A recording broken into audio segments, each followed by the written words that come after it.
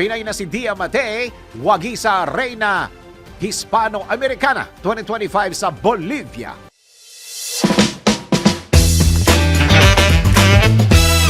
Para sa aking balitang showbiz, dalawa na ang corona ng Pilipinas mula sa Reina Hispano-Americana pageant sa Bolivia.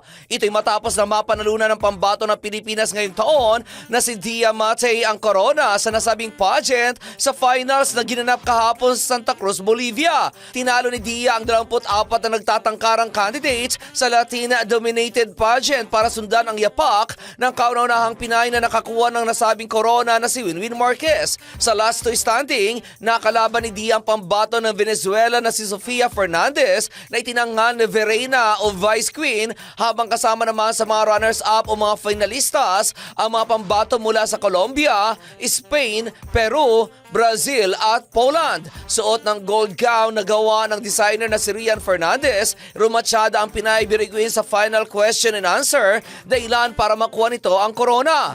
Bago ang finals, ipinagkaloob muna kay Dia ang Best in National Costume o trahe tipiko at napasama rin sa top 5 ng Miss Tourism category